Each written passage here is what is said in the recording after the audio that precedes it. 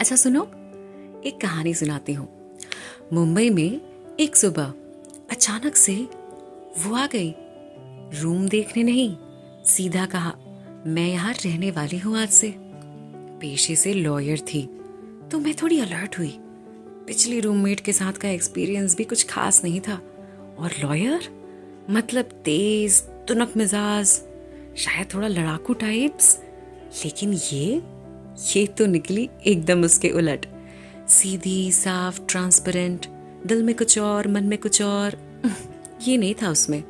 हर चीज को दिल से महसूस करने वाली, हर अनजानी चीज को अपनाने वाली, वो लड़की जिसने पूरी दुनिया को अपना घर मान लिया था। न कहीं जाने से डर, न किसी नए इंसान से बात करने में झिझक, भगवान की बनाई हर चीज का स्वाद चखने को उत्सुक। इतनी चुलबुली, इतनी बेबाक, और फिर भी उसके भीतर एक ऐसी आत्मा थी जो अपनी आध्यात्मिक यात्रा की तलाश में थी। जब मुझे मेडिटेशन करते देखा तो कहा मैं भी करूंगी, पर वो बस इंस्पायर्ड नहीं हुई थी। शायद एक पुरानी कहानी को वहीं से रिज्यूम कर रही थी जहाँ किसी पिछली लाइफ में छोड़ा था। हम दोनों के बीच जो रिश्ता बनाना, वो धीरे धीरे नहीं, बस जैसे होना ही था। मेरे अंदर जो खाली जगह की गूंज थी, वो उसके आने से खामोश हो गई। मेरा दिल बस किसी पर प्यार बरसाना चाहता था, किसी का ख्याल रखना चाहता था, और वो आ गई। उसका ख्याल रखना, उसे प्यार देना, बस जैसे मेरी आदत बन गई। वो मेरे लिए वो छोटी बहन बन गई जो शायद कभी नहीं थी। फिर वक्त ने शहर बदल दिए। हम दूर तो हुए, लेकिन दूर कभी नहीं हुए। क्या बात करेंगे प्यार में पड़ने वाले लोग फोन पे। हमने की है ऐसी बातें। 8-8 घंटे लगातार फोन पर, ना किसी फॉर्मल काम के लिए, ना किसी अपडेट के लिए, बस इसीलिए क्योंकि सामने वाला था। हम दोनों ही आज़ादी पसंद करने वाले लोग हैं, इसीलिए कभी किसी चीज़ की बंदिश नहीं थी, ना किसी मैसेज का जवाब देने की मजबूरी, ना किसी कॉल का हिसाब, क्योंकि जुड़ाव था, जिम्मेदारी नहीं।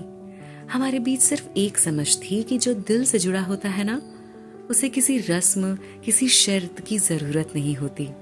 जब हम साथ रहते थे तो हमारे आसपास के लोग अक्सर हमें देखकर ये कहते थे, तुम दोनों का जुड़ाव देखकर एक बात याद रखना, जब अलग होगे ना तो बहुत तकलीफ होगी। हमने एक दूसरे की तरफ देखा और हंस पड़े, क्योंकि हमारे मन में तो ये ख्याल भी कभी नहीं आया था कि हम एक दूसरे के बिना कैसे रहेंगे। हमें पता था हम मस्त रहने वाले लोग हैं। जहां भी रहेंगे, जैसे भी रहेंगे, जिसके भी साथ रहेंगे, मस्त ही रहेंगे। हम प्रेम और मोह के अंतर को जानते हैं। हमारे बीच मोह नहीं था, बस एक गहरा, साफ, बिना बंधनों वाला प्रेम था। और एक बार जो लोग जुड़ जाते हैं ना, वो अलग नहीं होते, बस अलग अलग जगह रहने लगते हैं, लेकिन दूर नहीं होते। जिस तरह से मैं उसका ख्याल रखती थी और जिस तरह से वो मुझे प्यार देती थी, लोगों के लिए ना एक अनोखा दृश्य था।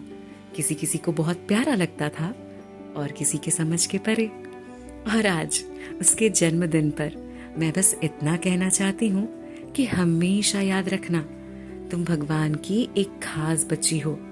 तुम्हारा दिल की आवाज तुम्हारे रास्ते की रोशनी है।